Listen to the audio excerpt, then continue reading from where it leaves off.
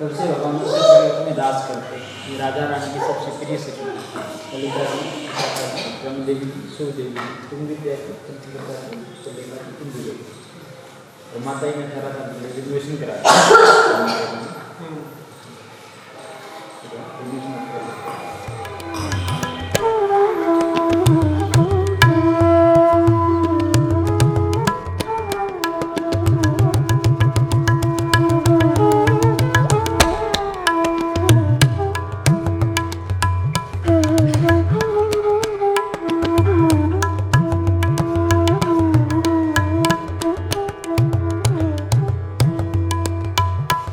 Oh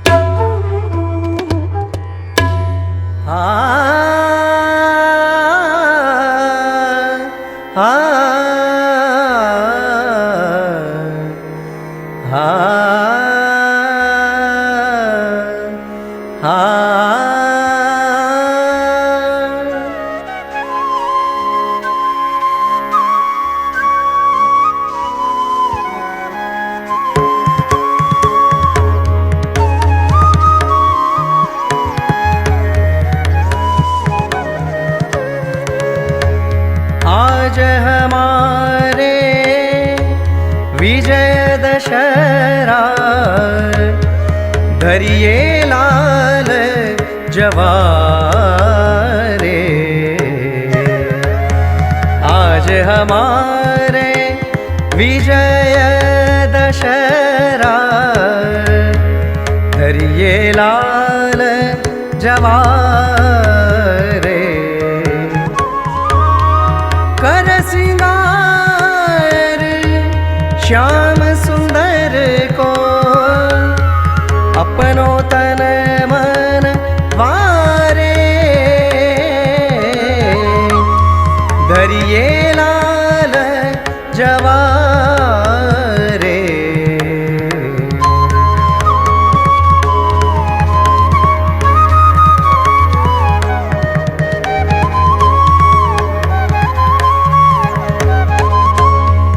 सब सखियन मिल मतो पायो, चलिए जमुना तीर हो।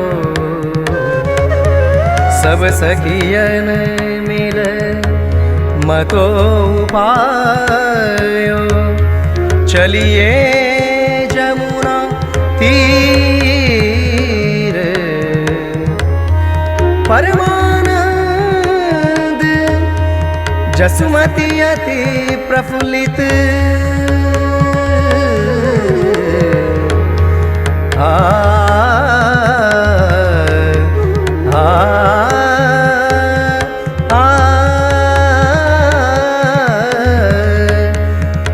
परमानंद जसुमती अति प्रफुल्लित, बहु गोपीन की भीर हो। धरिए लाल जवारे। आज हमारे विजय दशहरा, धरिए लाल, धरिए लाल, धरिए लाल जवारे।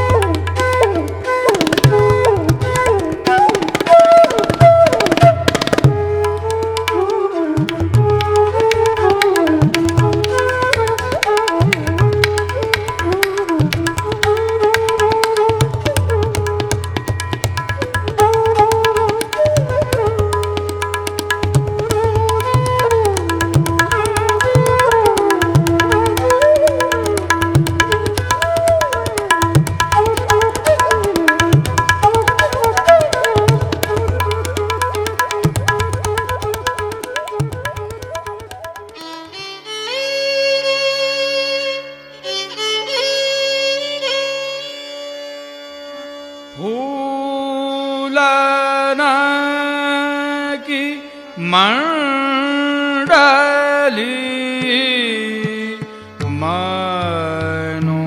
मनोहर बैठे जहाँ रसिका पिया प्यारी फूलन की मंडली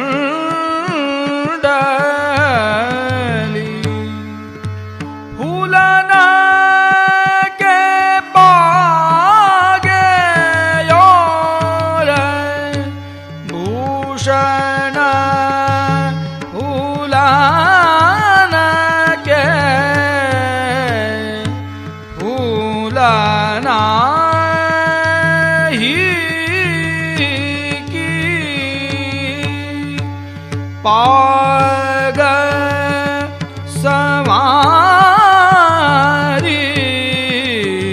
भू ढिंग भूली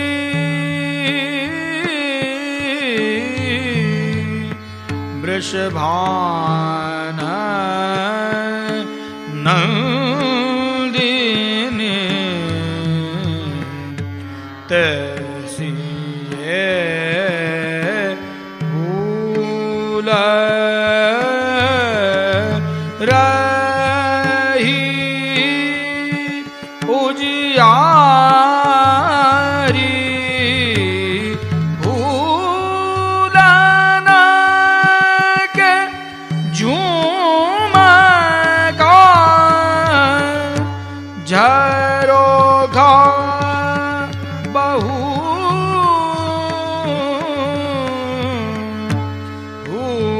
फूलन की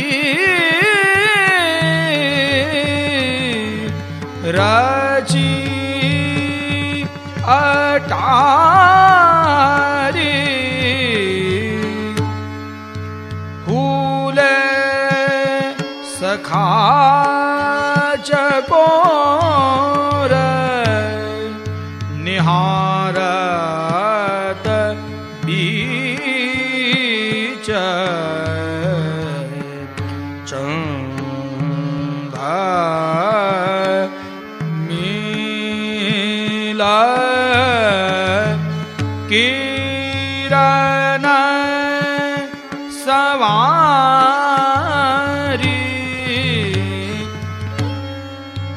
चत्रभुज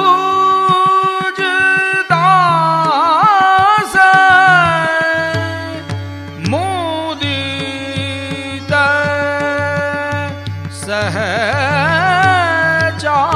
सहचारी फूल लाल गोवर्धन धारी फूलन की मंडली मंडल धाम की परम पूज्य तृतीय पीठाधीश्वर कांकरोली नरेश पूज्यपाद श्री वागीश कुमार जी महाराज श्री के पावन सानिध्य में मोह ब्रज विसरत नाही के भाव को साकार करते हुए चल रही इस आदिदैविक व्रज यात्रा के अंतिम विश्राम अवसर पर ही हम लगभग हैं। सानंद के साथ में इस व्रज यात्रा को किया। बंधुओं, एक बात मैं आपसे कहना चाहता हूं, समस्त वैष्णव परिकर यहाँ बैठा हुआ है। आप मेरे हिसाब से लगभग 1 महीने के आसपास आपको इस यात्रा में हो गया है और इस 1 महीने से आप इस व्रज की पावन धरा पर विराजित हैं। आपकी यमुना जी के विश्राम घाट से नियम लेकर के शुरू हुई ये यात्रा आज वहां से निकल करके जतीपुरा गिरिराज जी से कामवन, कामवन से बरसाना, नंदगांव, चीरघाट होती हुई इस वृंदावन के पावन परिसर में पहुंची है। व्रज यात्रा करनी चाहिए, 84 कोस व्रज यात्रा का दर्शन हम लोगों को करना चाहिए। इसका भाव क्या है वो पहले समझ लेते हैं, फिर मैं गिरिराज जी के तत्व को थोड़ा ही स्पर्श करने का मुझे समय मिला है, ज्यादा नहीं है, हिंदी में ही बोलूंगा। व्रज यात्रा का अर्थ, जिसने 84 कोस व्रजमंडल की यात्रा कर ली, श्रीमद् भागवत की कथा कहती है जब भगवान के समस्त बछड़ों को और भगवान के समस्त सखाओं को ब्रह्मा जी ने अपने वश में करके ब्रह्मलोक ले गए, तो ब्रह्मा जी ने अपने ही हृदय से उतने ही बछड़े और उतने ही सखा प्रकट करके 1 वर्ष तक ब्रज में लीला करी। उसके बाद में ब्रह्मा जी का मोह दूर हुआ, वो समझते थे कि ये साधारण बालक है जो रोता है, लेकिन बाद में पता चला कि यही पुष्टि पुरुषोत्तम पर ब्रह्म भगवान श्री कृष्ण है। तो वो बाद में भगवान से क्षमा याचना करने के लिए आया, तो आया कहाँ पे? इसी व्रज की भूमि पर, भगवान यही है व्रज में ही। तो भगवान ने उसको माफ नहीं किया। भगवान कहते हैं तुमने मेरी गायों को और मेरे ब्रजवासियों को, मेरे ग्वालों को मुझसे दूर किया, इसलिए हे ब्रह्मा जी मैं आपको माफ नहीं करूंगा। तो ब्रह्मा जी को बड़ा दुख हुआ कि प्रभु मुझे माफ नहीं करें, अब मैं प्रभु की सेवा में अंगीकार नहीं होऊंगा। तो एक भाव यहाँ पर ऐसा आता है जो महाप्रभु जी द्वारा ही हम सबको प्राप्त हुआ है कि ब्रह्मा जी ने उस समय इस व्रज की यात्रा को ही सर्वश्रेष्ठ मान करके, कि प्रभु ने इस धरा पर प्रकट होकर के अवतार लिया है, इसलिए व्रज की धरा श्रेष्ठ है। इसलिए जो आप कर रहे हैं गत 1 महीने से जिस 84 कोस की यात्रा, वो सबसे पहले ब्रह्मा जी ने ही शुरू करी महाराज। 84 कोस व्रज यात्रा करने के बाद में जब ब्रह्मा जी का सारा शरीर इस व्रज की रज से धूल दूषित हो गया, यहाँ के गायों के, यहाँ के बछड़ों के भाव से ग्रसित हो गया, तब जाकर वो भगवान के सन्मुख पहुंचे ना, तब भगवान ने उनको क्षमादान किया। तो ये व्रज की यात्रा का अर्थ मतलब भगवान ने ब्रह्मा जी को ब्रह्म पद से हटा दिया, लेकिन जब वो 84 कोस की यात्रा करके पहुंचे तब वह पुनः ब्रह्म पद पर स्थापित हुए। इसका अर्थ केवल यही है, जो व्यक्ति व्रज 84 कोस की यात्रा कर लेता है उसका इतना पुण्य एकत्रित हो जाता है कि भगवान उसको ब्रह्म पद भी प्रदान कर देते हैं, उसको ब्रह्म पद प्रदान कर देते हैं। ये कोई साधारण बात नहीं है। लेकिन व्रज 84 कोस तो 84 कोस में फैलाए वैष्णवों, लेकिन उस व्रज की मुकुटमणि कौन है? व्रज का मुकुट क्या है? व्रज भगवान का श्री अंग है, और उस श्री अंग में जो सर्वश्रेष्ठ स्तर पर होता है वो मुकुट होता है, वो मुकुट है श्री गिरिराज महाराज। व्रज का मुकुट है श्री गोवर्धन नाथ, और व्रज का स्वरूप है श्री गिरिराज जी। आपने अगर 84 कोस यात्रा करी लेकिन अगर गिरिराज जी का दर्शन नहीं किया तो वो यात्रा अधूरी मानी जाती है। और इतना ही नहीं, गर्ग संहिता कहती है जिस वैष्णव ने 4 धाम का दर्शन किया, 4 धाम ही हमको बताए गए हैं, 4 धाम की यात्रा करो, लेकिन हमारे व्रज में गाया जाता है 4 धामों से निराला व्रज धाम की दर्शन कर लो। जिस गर्ग संहिता का वाक्य है, गर्गाचार्य जी कहते हैं कि अगर आपने 4 धामों का दर्शन किया, सब लोग गुजरात से ही हैं ज्यादातर, तो द्वारिकाधीश का दर्शन तो आपके हृदय में ही होता है। एक द्वारिका धाम जगन्नाथ में जगन्नाथ जी महाराज, जगन्नाथपुरी में रामेश्वरम, और बद्रीनाथ धाम। जिसने इन 4 का दर्शन कर लिया लेकिन व्रज में उपस्थित गोवर्धन नाथ का दर्शन नहीं किया तो 4 दर्शन अधूरा है। लेकिन एक विशेष बात मैं आज आप सबसे कहना चाहता हूं, शायद हो सकता है आपकी आंखें थोड़ी बड़ी हो जाएं, शौक हो जाएं, थोड़ा आप सोचने पर विवश हो जाएं, क्या जैसा वास्तविक दर्शन गिरिराज जी का आप लोग करते हो, क्या वो वास्तविक दर्शन है? श्रीमद् भागवत के अनुसार भागवत जी केवल 2 ही अध्यायों में संपूर्ण हो जाती है। गिरिराज जी के ऊपर इंद्र का प्रकोप और इंद्र की स्तुति, और भगवान श्री कृष्ण के द्वारा गिरिराज जी का पूजन।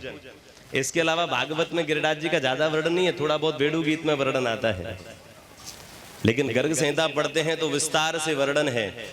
आपको मैं सही बात बताऊं, गर्ग संहिता के अलावा भी गिरिराज जी को मैंने जाना है। मैं बचपन से उन्हीं की पावन तलेटी में रह करके खेला कम हूं, उनका दर्शन ज्यादा किया है मैंने। इसलिए जिस स्वरूप का स्मरण मैं करता हूं वो स्वरूप मैं चाहता हूं कि हर एक वैष्णव अपने हृदय में करे। गिरिराज जी कौन है? क्या एक साधारण पर्वत है? गिरिराज जी कौन है? क्या केवल दूध की धार चढ़ाने से, क्या केवल परिक्रमा करने से और लाखों मन की सामग्री गिरिराज जी को धराने से क्या गिरिराज बाबा प्रसन्न हो जाएंगे? अरे बोलो, तो फिर किससे होंगे? करते तो आप सब यही हैं। आप जब भी जाते हैं तो यही करते हैं और आप खुद भी जानते हैं कि इस सब करने से गिरिराज बाबा प्रसन्न होने वाले नहीं हैं, उसके बावजूद भी आप करते यही हो। एक काम करिए, मैं 2-3 चीजें गिरिराज जी के बारे में विशेष भाव वाली बता रहा हूं आपको। ज्यादा समय मेरे पास दिया नहीं है, कभी मौका मिला फिर आप सबसे ज्यादा समय के लिए गिरिराज जी की वार्ताएं करेंगे। गिरिराज जी का सबसे सुंदर दर्शन उनका स्पर्श है। कौन सा स्पर्श? जो स्पर्श आप प्राय नहीं करते हैं। आप केवल दूध की धार जब गिरिराज जी के ऊपर चढ़ाते हैं, जब अपने हस्तों से श्री गिरिराज जी का स्पर्श करते हैं, मैं उस स्पर्श की बात कदापि नहीं कर रहा। मैं उस स्पर्श की बात कर रहा हूं जो हृदय से हृदय का होता है, जो नेत्रों का नेत्रों से होता है। स्पर्श केवल त्वचा का नहीं होता। इस समय आप भी मेरा स्पर्श कर रहे हैं नेत्रों से, मैं आपका कर रहा हूं नेत्रों से। गिरिराज जी ऐसे ही स्पर्श से प्रसन्न होते हैं। जब गिरिराज जी की पावन तलेटी में बैठ करके जब आप अपलक नेत्रों से श्री गिरिराज जी को निहारो और निहारते निहारते आपके नेत्रों से अश्रु प्रपात हो जाए, और वो अश्रु जब व्रज की उस पावन धरा व्रजरज पर गिरता है, वो गिरिराज जी का सच्चा अभिषेक कहलाता है। महाराज ધીશ કી જય। અને આપણે સૌ એમનું અભિવાદન કરવા માટે પૂજ્ય શ્રી માલિયાજી અર્પણ કરીને તો જેમનું નામ બોલાય તુરત અહીં સ્ટેજ પાસે આવશો શ્રી સમીરભાઈ શાહ। શ્રી સમીરભાઈ શાહ પૂજ્ય મહારાજશ્રીને માલિયાજી અર્પણ કરશે। ડૉક્ટર જમેશભાઈ શાહ ડીસાના, જે અત્યારે મેડિકલ કેમ્પની અંદર પણ પોતે સેવા આપી રહ્યા છે, એવા ડૉક્ટર જમેશભાઈ શાહ પૂજ્ય મહારાજશ્રીને માલ્યાજી અર્પણ કરી અભિવાદન કરશે। શ્રી યોગેશભાઈ શાહ સીએ યોગેશભાઈ શાહ પણ પૂજ્ય જય શ્રી મહારાજશ્રીને માલ્યાજી અર્પણ કરશે।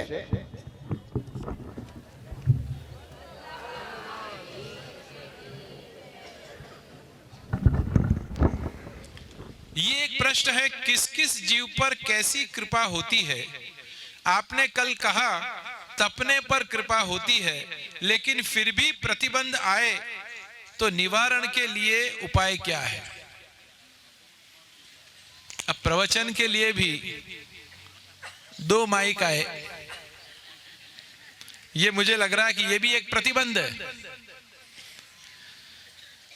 ठाकुर जी किस पर कृपा करेंगे इसका कोई थर्मामीटर तो मेरे पास तो नहीं है, लेकिन कृपा करेंगे ये बात की श्योरिटी देने की जवाबदारी मैं लेने को तैयार हूं। आज आप यहां बैठे हैं और अगर आपको ब्रह्म संबंध है, ये इटसेल्फ गारंटी है कि यमे वैश्य वृणुते तेन लभ्यः। श्रीमद् भागवत में कहा गया है कि मैंने उसका वर्ण किया है, और जब वर्ण होता है तभी ब्रह्म संबंध की प्रेरणा जागृत होती है। इसलिए मुझे लगता है कि ये प्रश्न कि कब किस पर कृपा होगी, इतना तो अपन ठाकुर जी पे छोड़ दें। हम मात्र प्रयत्न करते रहें, हम मात्र भाव से सेवा स्मरण चिंतन करते रहें, बाकी का काम पूरा ठाकुर जी और यमुना जी करेंगे, इतना मुझे पूर्ण विश्वास है।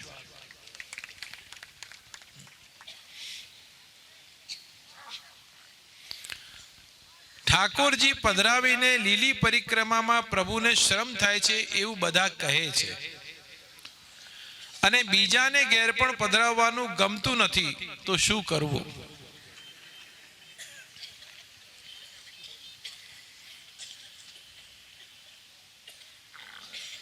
मुझे ऐसा लग रहा है कि ठाकुर जी श्रम करने के लिए ही प्रकट हुए।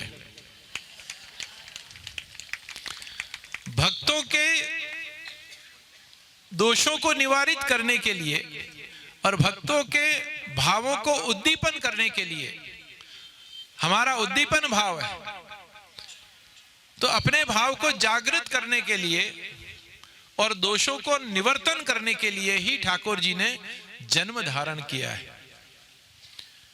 हमारे भाव में यह होना चाहिए कि हमसे ठाकुर जी का परिश्रम हो रहा है, लेकिन ठाकुर जी जहां तक भक्त सेवा करता है, स्मरण करता है, वहां तक ठाकुर जी को लेश मात्र भी परिश्रम नहीं होता।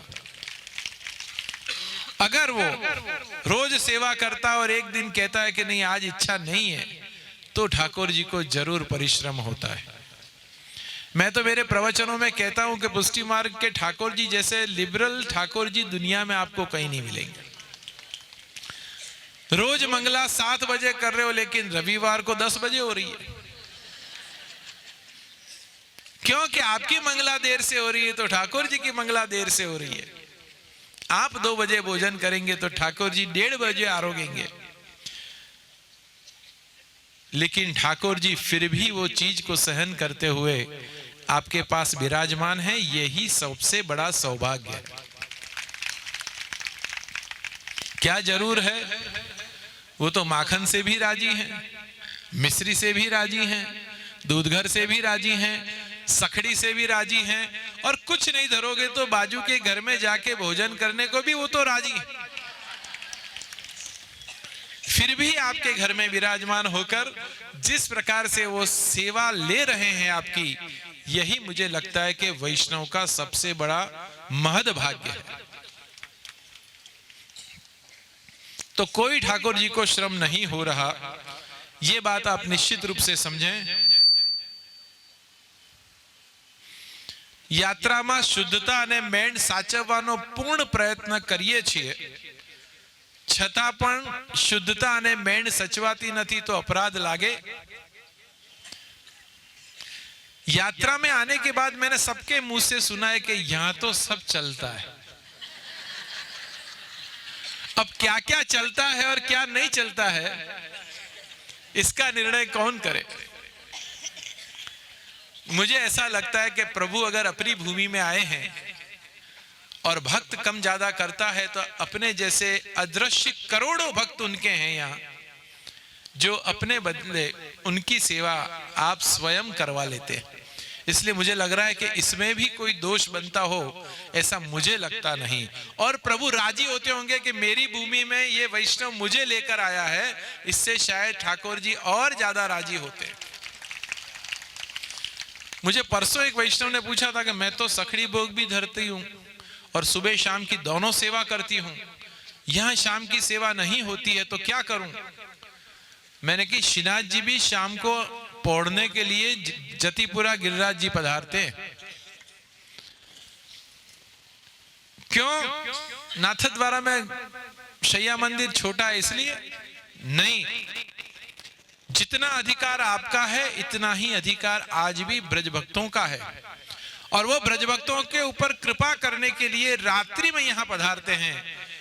क्योंकि यात्री के कीर्तन में आता है शरदोत्फुल्ल मल्लिका, भगवान मध्य रात्रि के समय में ही अपने भक्तों को, परिकरों को कृपा का प्रदान करते हैं। इसलिए मुझे लगता है कि सेवा में कोई अपराध नहीं बनता, सेवा में कोई तकलीफ नहीं होती, और कोई मैंड पाली जाती है या नहीं पाली जाती है तो भी कोई ज्यादा चिंता करने की आवश्यकता मुझे लगती नहीं। प्रश्न है, लोग कहते हैं 84 कोस यात्रा के बाद कुछ छोड़ना चाहिए और कुछ ले जाना चाहिए। किस संदर्भ में कह रहे हैं? माणेक चंद के संबंध में? अगर ये है तो निश्चित रूप से कहूंगा कि छोड़ ही देना चाहिए।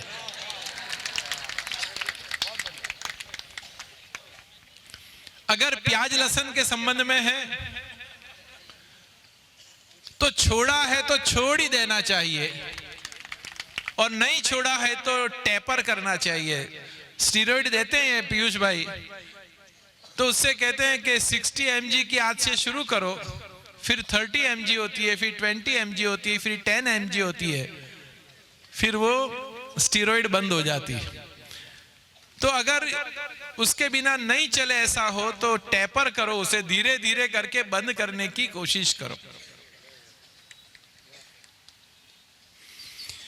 उन्होंने दूसरी बात लिखी है कि क्या लेके जाना चाहिए। ये छोड़ने की बात तो मैंने कर दी, अब लेके क्या यहां से जाना है। मैंने कल भी प्रवचन में कहा था कि लेके और कुछ नहीं जाना है, ठाकुर जी की कृपा को यहां से लेके जाना है। यहां कण कण में कृपा बसी हुई है, उस कृपा को आत्मसात करना है और आंख बंद करके घर पे बैठे बैठे अनुभूति करनी है कि प्रभु ने मेरे पर कितनी कृपा की कि ब्रजवास मुझे 35 दिन तक का मिला। सबको ये कि हमें अनुभव हो, ठाकुर जी इतने कच्चे नहीं है कि तुमने पुकारा और हम चले आए। ठाकुर जी बहुत चतुर हैं, चतुर शिरोमणि हैं। वो मानते हैं, वो जानते हैं कि एक ब्रज यात्रा से कुछ नहीं होगा। जन्म जन्मांतर के दोषों का निवर्तन चुटकी में संभव नहीं है बिना कृपा के।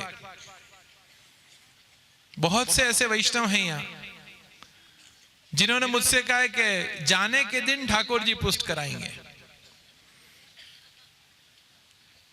बहुत से वैष्णव ऐसे हैं जिन्होंने कहा है कि अब बड़ौदा जाके आपके पास आके ठाकुर जी पुष्ट कराना है। इनको किसने कहा? बाजू के पाल वाले ने,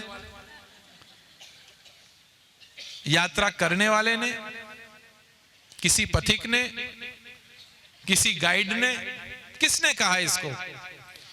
ये भूमि की ये चतुरता है, ये भूमि की ये एक गरिमा है कि वो अपने आप प्रेरणा दे देती। एक बहन मुझे कल मिले थे कि पैर इतने दुख रहे हैं कि कल तो यात्रा होगी ही नहीं। और आप सबका अनुभव है कि सुबह उठने के बाद इस भूमि की ये चेतना है। अभी कुछ पुलिस वाले आके मेरे पास बैठे थे और वो कह रहे थे ओहो इतने वैष्णव, ये तो सब एसी वाले होंगे। मैंने कहा मैंने पहले ही दिन कह दिया था कि एसी चाहिए तो घर रहना चाहिए और कंकर चाहिए तो ब्रज में आना चाहिए। कवि ने बहुत बढ़िया कहा है कि कबू कबू गोपाल की गई सिटल्ली भूल और मक्का में मेवा किए ब्रज में किए बबूल। ये तो ठाकुर जी की कृपा है कि जगह अच्छी मिल गई तो कहीं बबूल के कांटे का अनुभव नहीं हुआ। लेकिन जो चलने वाले यात्री हैं उनको जरूर बबूल के कांटे रास्ते में दिखे होंगे और किसी किसी को लगे भी होंगे। मुझे लगता है कि वो अपने आप को समझे कि हमारे दोषों का निवर्तन यहां हो चुका।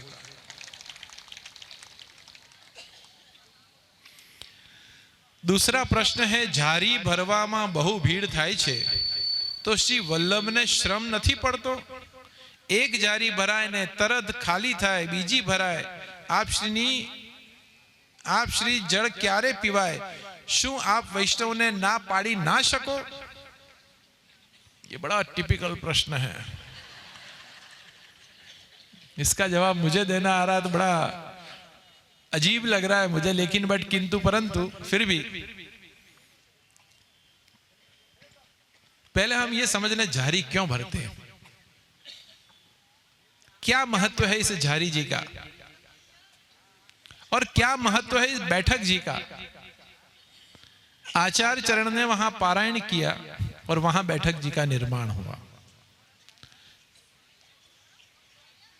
उस समय क्या किसी ने झारी जी भरी? उस समय किसी ने धोती वहां अर्पण की? उस समय वहां कुछ हुआ? अब सखड़ी भोग भी आ रहे हैं बैठक जी में। वैसे बैठक जी में सखड़ी का क्रम नहीं था। साथ में अगर ठाकुर जी विराजते हैं बैठक जी में तो ही सखड़ी का क्रम बैठक जी में हो सकता है, बाकी बैठक जी में वो क्रम नहीं था। लेकिन झारी जी के विषय में तो मैं इतना ही कहूंगा, भाव से, प्रेम से, श्रद्धा से, विश्वास से अगर भरी गई है तो महाप्रभु जी 1 मिनट में आरोगेंगे। और मात्र जल भर के धर दिया गया है तो महाप्रभु जी को शायद पसंद आए भी सही और पसंद नहीं भी आए। अब इन्होंने मेरे पे छोड़ा है कि आप मनाही नहीं कर सकते। मैं निश्चित रूप से इतना कह सकता हूं कि आगे पीछे जाके झारी भरें, झारी का भाव समझ के भरें और झारी भरने से अपने दोषों का निवर्तन नहीं होगा, अपने भावों का संवर्धन होगा। इस बात को समझ के भरें। बिना यमुना जी की कृपा के नहीं प्रवेश विधि हरनो रे। यमुना जी की कृपा के बगैर इस मार्ग में प्रवेश करना किसी के बस का काम नहीं। एक पति पत्नी आए यहां पर, मैं ज्यादा नाम वाम देता नहीं हूं। वो पत्नी झगड़ा करके अपने पति को लेकर आई है यहां। वो के मारे आवा मा जऊज नथी, और उनके पति को लेकर वो आज आई। पत्नी कह रही कि वापस जाना है और पति कह रहा है कि वृंदावन में फ्लैट लेने ज रहूं छे।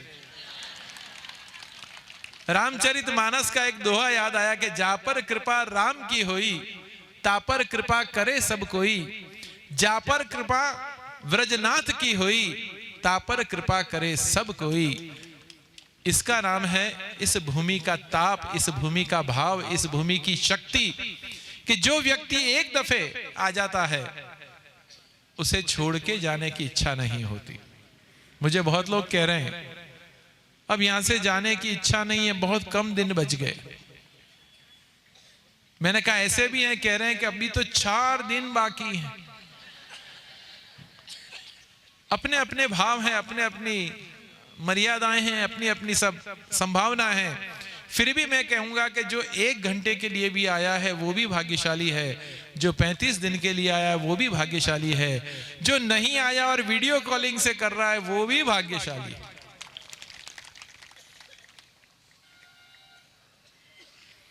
भाव पुष्टि अने दीनता વધે તે માટે વિશેષ સોલ્યુશન બતાવો। કારણ કે વ્રજ પરિક્રમા દરમિયાન મન પ્રફુલ્લિત રહે અને વાતાવરણની અસર દિમાગ અને મગજ પર થાય છે। ये भी बड़ा टेढ़ा प्रश्न है। भाव पुष्टि अने दीनता વધે। दैन्यम हरितोषणम साधनम हरिराय प्रभु चरण आज्ञा करते हैं। दीनता के बगैर प्रभु कभी कृपा नहीं कर सकते। दीनता होनी चाहिए, विनम्रता होनी चाहिए, सुशीलता होनी चाहिए। और जो भगवत सेवा करता है उसके तो भाव ही कुछ निराले होते हैं। तो मुझे लग रहा है कि ये भाव का संवर्धन करना हो तो उसे यमुना जी की कृपा को सबसे पहले मानना चाहिए।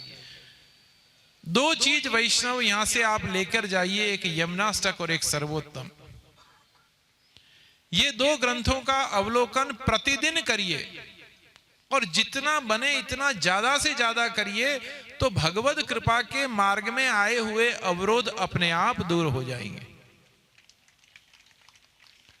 क्योंकि हर व्यक्ति को कहीं ना कहीं कुछ न कुछ अवरोध है। अब वो बहन ने आज मुझे कहा कि मेरे पति से मैंने कहा कि किसी से गुस्सा नहीं करना है, पर 24 घंटे यमुनाष्टक करो। अब 24 घंटे नहीं किए होंगे, 4 घंटे भी किए होंगे, तो उसका परिणाम देखो कि वो वृंदावन में रहने तैयार हो गए। तो यमुना जी की जब कृपा होगी और श्री महाप्रभु जी की कृपा होगी तो ही ये चीज संभव बनेगी। मुझे लगता है कि भाव पुष्टि और दीनता के लिए श्री महाप्रभु जी और यमुना जी का सेवन करना चाहिए, तो ये चीज संभव हो पाएगी। दूसरा उन्होंने लिखा है कि व्रज परिक्रमा दरमियान मन प्रफुल्लित रहे छे, पछीना समय पछी वातावरणनी असर थाय छे। मुझे लग रहा है कि नेक्स्ट यात्रा में एयर प्योरीफायर लगाएंगे तो शब्द ब्रह्म में जो पॉल्यूशन है उसका कुछ निवर्तन हो और सबके मन प्रफुल्लित रहें। मैंने कल ही कहा था कि एक कान से सुनना, एक कान से निकालना। मुझे मेरे पिताश्री ने बहुत अच्छा समझाया है कि तुम्हारा लिसनिंग सबसे ज्यादा होना चाहिए, सांभळवानी शक्ति सौथी वधारे होवी जोईए, तभी आप अपने जीवन में कुछ कर सकते हैं। दूसरा प्रश्न है, हवे पछीनी यात्रा में ठाकुरजी पधरावीने आवी शकाय के नहीं। अब वो जो उठाए उससे पूछना। मुझे लग रहा है कि अगर ठाकुर जी आपको प्रेरणा करते हैं तो आप पधरा के आइए, और ठाकुर जी कहते हैं कि नहीं मैं तो तेरे घर में मस्त हूं तो आप रहना। इसमें मैं एक बात और कहना चाहूंगा कि आपके बच्चे सेवा अगर नहीं करते तो आप ठाकुर जी को घर पे धर के पधरा के आइए और आपके बच्चे से कीजिए कि ये 35 दिन तो तुझे ही करनी पड़ेगी। और आप यहां आने के बाद विप्रयोग का अनुभव करें कि अरे ठाकुर जी जगे होंगे कि नहीं, ठाकुर जी को मंगल भोग आया होगा कि नहीं। तो दोनों की जीवन सफल होंगे, आपको विप्रयोग होगा और आपके बालक जो वहां सेवा कर रहे हैं उनका संयोग होगा। तो मुझे लग रहा है कि ठाकुर जी पधराने से ज्यादा वहां पधरा के वहां अपने परिवार में सेवा दे के आए तो दोनों के भाव का पोषण निश्चित रूप से होगा। ठाकुर जी ने आरती वखते ताड़ी वगाड़ाए कि नहीं। अब मैं आरती का यहां थोड़ा प्रकार समझाना चाहता हूं। पुष्टि संप्रदाय में आरती का भाव और मर्यादा में आरती के भाव में बहुत जमीन आसमान का फर्क है। मर्यादा में आरती होती नजर के भाव से, इसलिए हम आरती लेते हैं, इसलिए हम आरती को उवारना कहते हैं कि वहां मर्यादा का भाव। और पुष्टि में आरती समर्पण के भाव से है। सात्विक, राजस, तामस और निर्गुण भक्त अपने भाव से प्रभु के चरणारविंद में समर्पित हो रहे हैं, इसलिए वो आरती हम लेते नहीं। दूसरी बात, आरती को संस्कृत में आरार्तिकम कहा गया है। एक दूसरा शब्द भी है उसके लिए, लिप्सा, तीव्र इच्छा। और शास्त्र ने भी कहा है कि तीव्रेण भक्ति योगेन। भक्तियों ढीली ढीली नहीं करनी चाहिए, एकदम फास्ट करनी चाहिए। सेवा की नहीं कह रहा हूं, भक्ति की कह रहा हूं। तीव्रता होनी चाहिए, उसमें तीव्र भाव होना चाहिए। ठाकुर जी नहीं कैसे मानने ही चाहिए, ऐसा एक भाव होना चाहिए, ऐसी एक लगन होनी चाहिए, ऐसी एक तड़पन होनी चाहिए, तो ही ठाकुर जी प्राप्त हो सकते हैं। तो आरार्तिकम का तात्पर्य है मन की आरती। उस आरती से वो झुलसते हैं, आरती से ही वो समर्पित होते हैं और आरती के भाव से ही वो अपने आप को प्रभु के चरणों में समर्पित करते हैं। ये पुष्टि मार्गीय आरती की पद्धति है। इसलिए अगर कोई समर्पित हो रहा है तो हमें ताली बजाने की कोई आवश्यकता नहीं। आप ताली बजा के वहां ठाकुर जी को क्या बताना चाह रहे हैं कि मेरी हाजिरी है ये? ठाकुर जी तो आपके घर पे आके भी हाजिरी ले सकते हैं, इतने सक्षम है वो। हमें उस समय नमोन्त पद का उच्चारण करके, ऐसे मंत्र का उच्चारण करके वहां प्रभु के चरणों में अपने ध्यान को एकत्रित करना चाहिए। जैसे अष्टाक्षर मंत्र है तो उस समय वो बोल सकते हैं, आप बोल के और प्रभु के चरणों के दर्शन करते रहें, वो ज्यादा जरूरी है। कृष्णाश्रयनो श्लोक अने पाठ प्रभु सन्मुख कराय के नहीं, सत्संगમાં બધા પાઠ કરતી વખતે બોલી શકાય કે નહીં, દરેકના મંતવ્ય જુદા જુદા જાણવા મળે છે। देखो, कृष्णाश्रय का पाठ तो ठाकुर जी सन्मुख निश्चित रूप से कर सकते हैं, उसमें कोई आपत्ति नहीं है। और सत्संग में भी निश्चित रूप से कर सकते हैं, वहां कोई आपत्ति नहीं है। आपत्ति एक ही चीज में है कि आप सेवा कर रहे हो और अगर पाठ चालू है, श्रृंगार कर रहे हो और पाठ चालू है, तो अपने मुख में से जो निकलता है वो ठाकुर जी के ऊपर जाता है तो वो जघन्य अपराध में परिणित होता है। इसलिए सेवा के अनवसर के समय में पाठ करने चाहिए। हालांकि कृष्णाश्रय तो सामने जैसे भोग आया है, टेरा आया हुआ है और आप बाहर बैठ के कृष्णाश्रय का पाठ करेंगे तो आपका भोग का जो समय है वो भी पूर्ण हो सकेगा। ऐसे पाठ कर सकते हैं। ठाकुर जी की सेवा, क्योंकि फल और साधन वो दोनों ठाकुर जी हैं, तो हम किसके लिए पाठ करें, किसके लिए सेवा करें? जो जिसकी सेवा कर रहे हैं, जिसके लिए पाठ कर रहे हैं, वही हमारे गोद में विराजमान है, वही हमारे सामने विराजमान है, तो हम किसके लिए पाठ करें?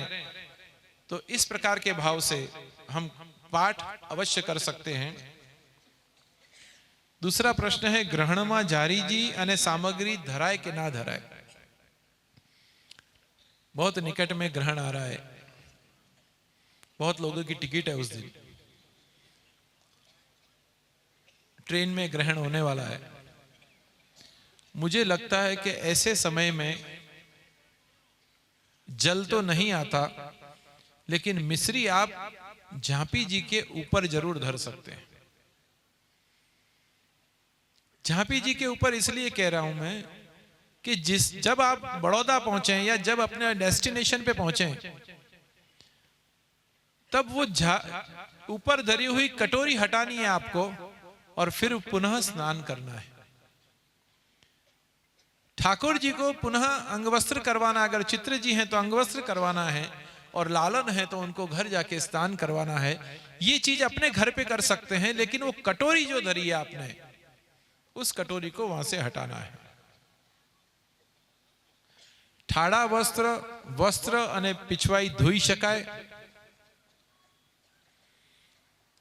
मुझे लग रहा है कि धोने की कोई आवश्यकता नहीं, क्योंकि हमारी अपवित्रता और पवित्रता के ऊपर ये सब चीज निर्भर है। मैंने कहा था कि ये उपरना है मेरा, ये अगर मुझे रोज धोने नहीं देना है तो सखड़ी के स्पर्श में इस उपरना को मुझे साइड में रख के जाना पड़ेगा। अगर मैंने सखड़ी भोग धरे हैं इस उपरना को पहर के, तो ये उपरना पहर के मंत्र दीक्षा में नहीं दे सकता। हमारे भी कुछ ऐसे नियम हैं कि जो नियमों का पालन हमें निश्चित रूप से करना पड़ता है। दूसरा प्रश्न है, श्रृंगार वखते गुंजामाड़ा केवी रीते धरी शकाय। गुंजामाड़ा तो श्रृंगार में ही धरनी चाहिए। सब श्रृंगार हो जाए, अगर गुंजामाला बाकी रह जाती है तो ठाकुर जी अधूरे रहते हैं, क्योंकि स्वामिनी जी की जितने भी भाव हैं वो गुंजामाला में निहित हैं। एक और बात इसके संग कहना चाहूंगा कि आजकल व्हाट्सएप में गूगल गुरु ने एक सिखाया है कि श्वेत गुंजामाला रोज धरो। मुझे लगता है कि ये अपने सिद्धांत के विपरीत है। अब आज ही शरद का मनोरथ था तो श्वेत गुंजामाला धरी। जब जब उत्सव का अमुक क्रम आता है, जब रास का क्रम आता है, तब सफेद का क्रम आता है। क्यों? कि चारों स्वामिनी जी रास खेलने में पधारते हैं, इसलिए ठाकुर जी श्वेत धरते हैं।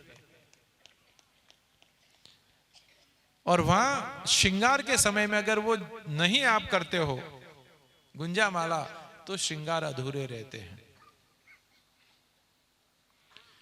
बे तिथि અને બે मनोरथ સાથે આવે तो कई तिथिए कयो मनोरथ करवो જોઈએ। अब ये भी बहुत टिपिकल क्वेश्चन है। हमारे यहाँ कहा जाता है कि 2 पंचमी आए तो पहली पंचमी पे जो मनोरथ है वो करना चाहिए।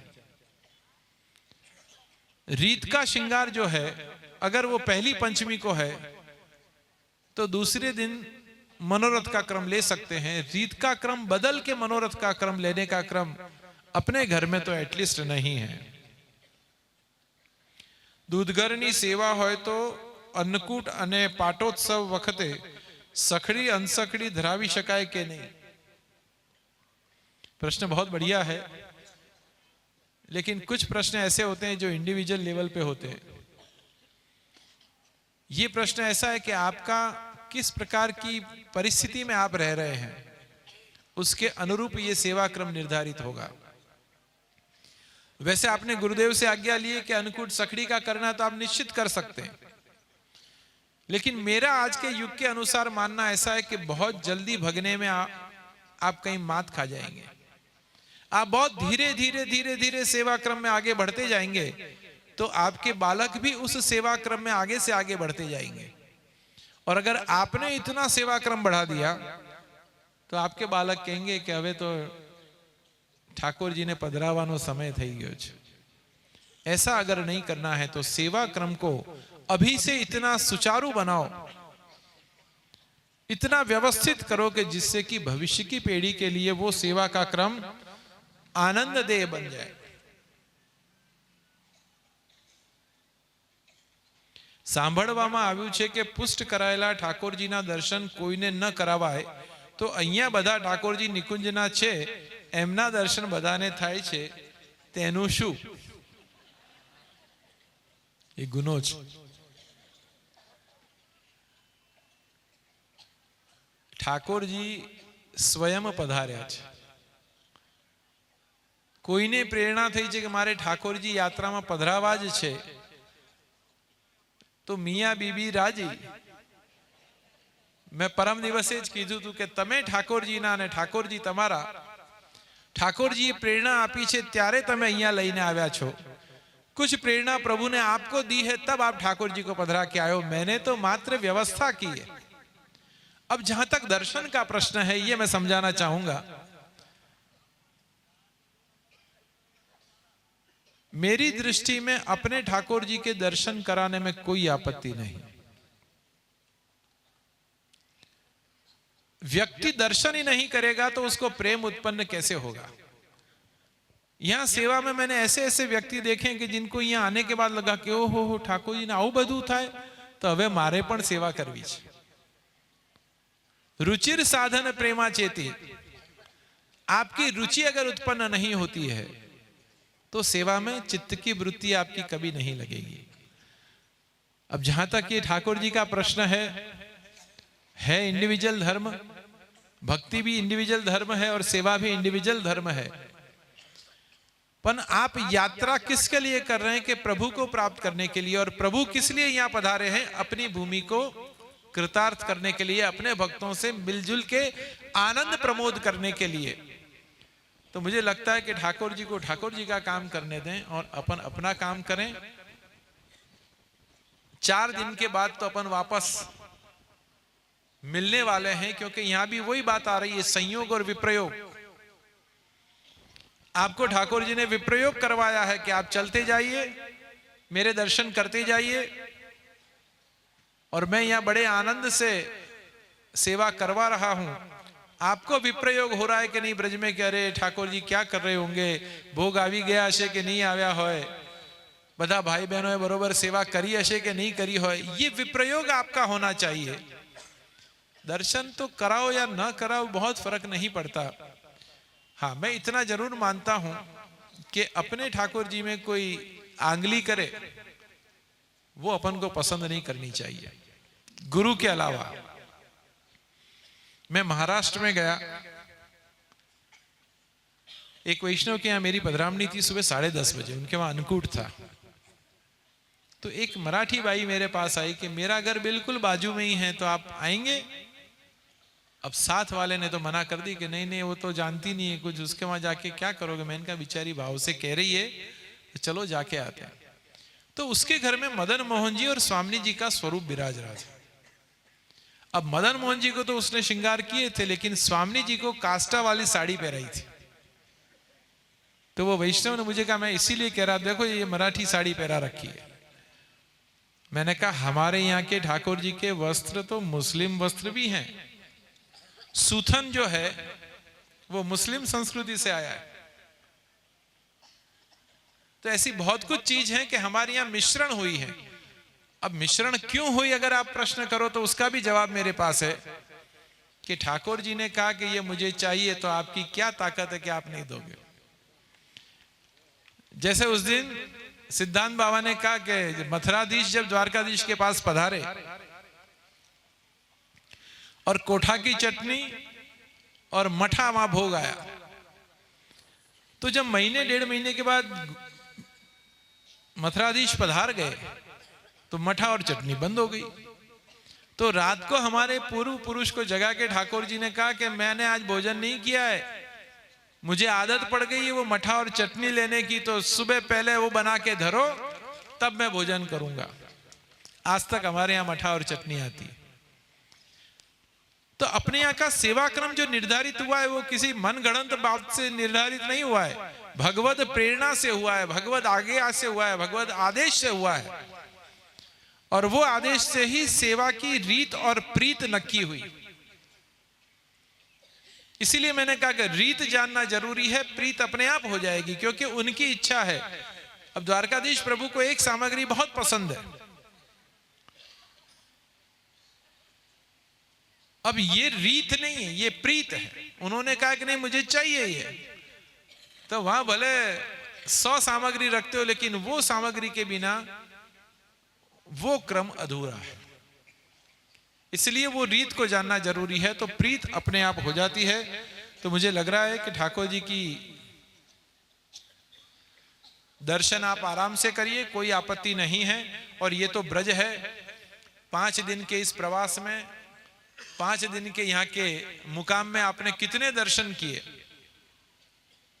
एक ठाकुर जी के नहीं, कोई गरुड़ गोविंद जाके आया, कोई कहीं जाके आया। तो ये दर्शन की भूमि है, यहां कोई आपत्ति मेरी दृष्टि में ठाकुर जी के दर्शन करने की नहीं है।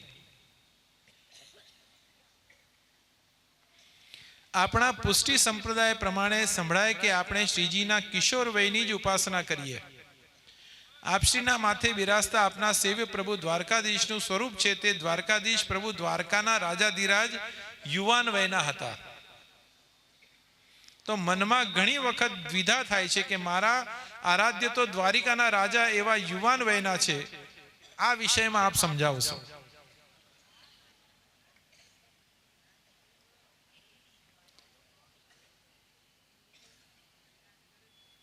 भगवान कृष्ण भी अनेक हुए,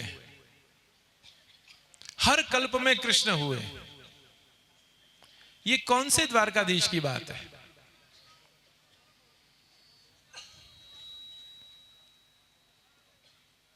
निकुंज लीला में आंख मिचौनी लीला के द्वारकाधीश की बात है कि द्वारका में विराजमान द्वारकाधीश की बात है, या पंच द्वारका के द्वारकाधीश की बात है? ये पहले समझना बहुत जरूरी है। वैसे 4 जो मठ हैं, इसी प्रकार से वैष्णव संप्रदाय में पंच द्वारका हैं। ये विषय फिर कभी छेड़ूंगा मैं। अभी तो अपन मूल प्रश्न पे आए कि ये द्वारकाधीश का स्वरूप क्या है। द्वारका का स्वरूप भी वही स्वरूप है जो द्वारकाधीश का स्वरूप है। पर आप सबने अनेक कथा सुनी है कि जब द्वारकाधीश प्रभु यहां से पधारे हैं, जब ठाकुर जी यहां से द्वारका पधारे हैं। हमारे दादी माँ एक बहुत बढ़िया कहानी सुनाते थे, आज सुनाता हूं। जब प्रभु यहां से द्वारका पधारे हैं और द्वारका पधारने के बाद सभी पटरानी, सभी लवाजमे के संग वहां पधारे हैं, और वहां जाने के बाद प्रभु को मन नहीं लगता है, प्रभु भोजन नहीं करते हैं, प्रभु एकांत में बैठे रहते हैं, कोई बात करे तो चिढ़ जाते थे। ऐसी सब परिस्थितियां द्वारका में बनने लगी। तो एक दिन एक स्वामिनी जी ने कहा कि कृपानाथ, आप क्यों उखड़े उखड़े रहते हो? तो ठाकुर जी ने कहा कि मुझे ब्रज में जाना है, तुम आज्ञा दो तो मैं ब्रज में जाऊं, बाकी मैं ब्रज में जाके भी दुखी रहूंगा।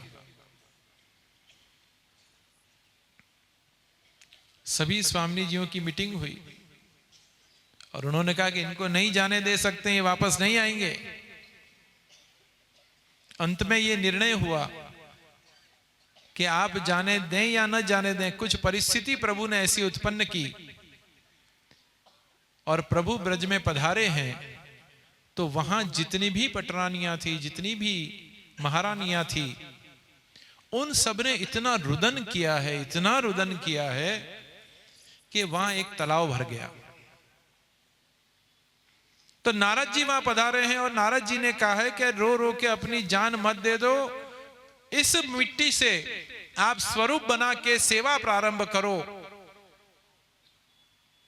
तब उन स्वामिनी जियों ने उसका स्वरूप बनाया है और वो स्वरूप आज भी द्वारका में विराजमान है, जो सेवित है। ये द्वारकाधीश प्रभु का इतिहास है वहां का। अब आप कांकरोली के द्वारकाधीश की बात कर रहे हैं। अभी यात्रा में आप गुंजवन गए होंगे। संक्षिप्त में मैं समझा रहा हूं, बहुत डिटेल में नहीं जा रहा हूं। श्री गोसाई जी ने बाल कृष्ण जी को जब द्वारकाधीश पधराए तो बाल कृष्ण जी ने बड़े अनुनय, विनय, विनम्रता से, सुशीलता से, भाव से, प्रेम से, श्रद्धा से महाप्रभु जी और गोसाई जी को निवेदन किया कि कृपानाथ, मेरी इच्छा तो स्वामिनी जी सहित सेवा करने की है। तो गोसाई जी ने कहा कि भाई अब खाली द्वारकाधीश प्रभु बचे हैं, ये मैंने आपको दिए हैं, अब आप कुछ कृपा करेंगे। श्री बालकृष्ण जी बहुत व्याकुल रहने लगे। एक दिन गोसाई जी प्रभुचरण ने कहा कि ये कंगन मैं तुमको दे रहा हूं, जमुना जी के किनारे पे और जमुना जी में ये कंगन लेकर आप घूमिए। जिस स्वरूप में ये दोनों कंगन अंदर उतर जाएं हाथ में, तो समझना कि ये द्वारकाधीश प्रभु के स्वामिनी जी हैं। और वो अनौसर करा के घोड़े पर रोज मध्याह्न काल में पधारते और पधारते पधारते यहां से वहां चक्कर लगाते यमुना जी के किनारे पे। यमुना जी में एक दिन अचानक थक के और गुंजावन में एक वृक्ष के नीचे आप पहुंच गए। अचानक स्वप्न आया और स्वप्न में पधार के स्वप्न दृष्ट स्वामिनी स्तोत्र जो हमारे घर की कुंजिका है, वो बालकृष्ण जी को उनने प्रदान की। और वो प्रदान करने के बाद कहा कि उठ और देख, मैं बिल्कुल जमुना जी के सामने ही हूं और जमुना जी के अंदर ही हूं। जब श्री बालकृष्ण जी ने देखा तो दोनों श्रीहस्त यूं बाहर निकले हुए थे। बालकृष्ण जी ने छलांग लगाई जमुना जी के अंदर और वो कंगन पहराए तो वो कंगन श्रीहस्त में उतर गए। वो द्वारकाधीश का स्वरूप, स्वामिनी जी का स्वरूप तुरंत बाहर पधराया। अब कैसे पधरा के ले जाना, तो आप दौड़े घोड़ा पे और श्री गोसाई जी को पधरा के लेकर आए और बड़े ही आनंद से, बड़े ही प्रेम से, बड़े ही चाव से आप श्रीमद गोकुल में पधारे और आज कांकरोली में विराजमान है। द्वारकाधीश का स्वरूप वो आंख मिचौनी का स्वरूप है। जब स्वामिनी जी विराजमान थी और अपने गुजराती में कहीं थप्पो रमता था, तो स्वामिनी जी विराजी थी और पीछे से आके और ठाकुर जी ने दो नेत्र दबा दिए और दूसरी सखी से कहा कि पूछो कि कौन है। अब स्वामिनी जी किनके स्वामिनी जी थे वो तुरंत समझ गए। उस समय की लीला जो है, उस लीला का पीयूष भाई ने उस दिन बहुत बढ़िया समझाया था। ब्रह्मा जी की नाभि कमल से जो स्वरूप की उत्पत्ति हुई है, वो स्वरूप श्री द्वारकाधीश का स्वरूप, और वो स्वरूप आज कांकरोली विराजमान है। और कृपा करके हमारी परंपरा के माथे वो विराजमान है।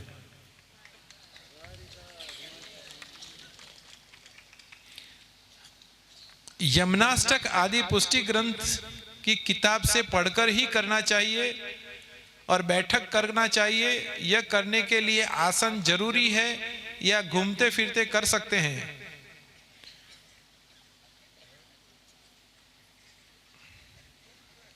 मुझे लग रहा है कि यमुनाष्टक तो वैसे सकाम हो तो बैठ के करना चाहिए, निष्काम हो तो अहर्निश कर सकते हैं, पर रात्रि के समय में अगर यमुनाष्टक न हो तो मैं ऐसा मानता हूं कि ज्यादा अच्छा एक प्रहर का तात्पर्य है 11:45 से 12:15 से 11:45 का प्रहर।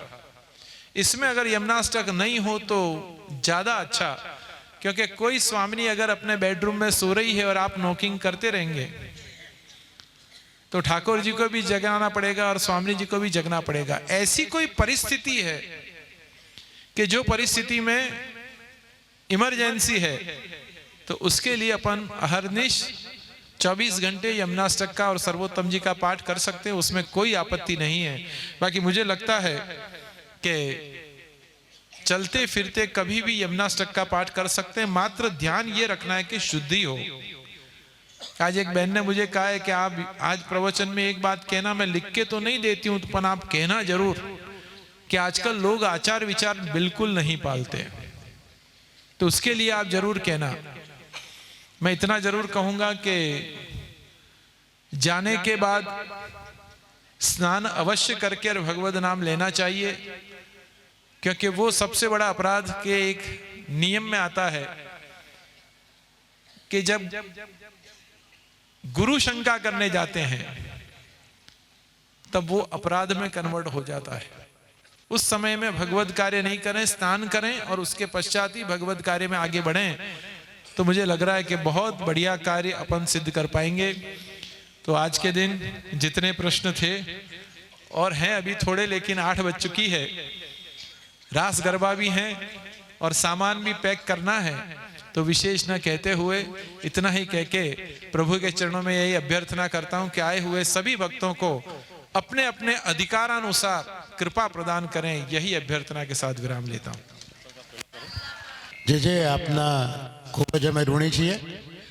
આપની સમક્ષ પ્રશ્નરૂપી પાસા ફેંકાયા અને આપે જે ઉત્તર આપ્યા, મને 1-2 કપલેટા દીપકભાઈને જોઉં છું એટલે મને આવું બધું યાદ આવે છે। ફેંકતા પાસા અમે પણ દાવ આપના હાથમાં। ફેંકતા પાસા અમે પણ દાવ આપના હાથમાં। છે બધા જ શસ્ત્ર અમારા, છે જ બધા શસ્ત્ર અમારા, પણ ઘાવ આપના હાથમાં। સડ ચડાવી સાત એ ઉપડી બેખબર મજદારમાં, પણ હવે તોડવી કે તારવી એ નાવ આપના હાથમાં।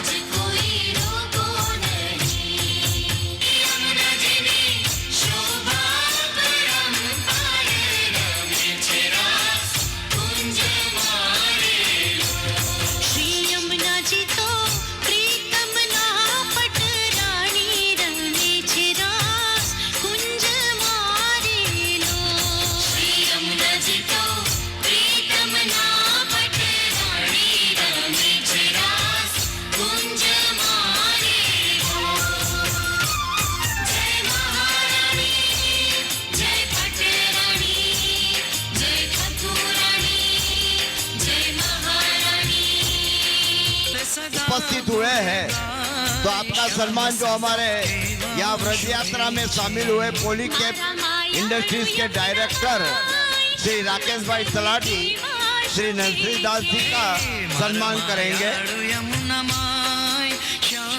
बोलो श्री वल्लभाधीश की जय।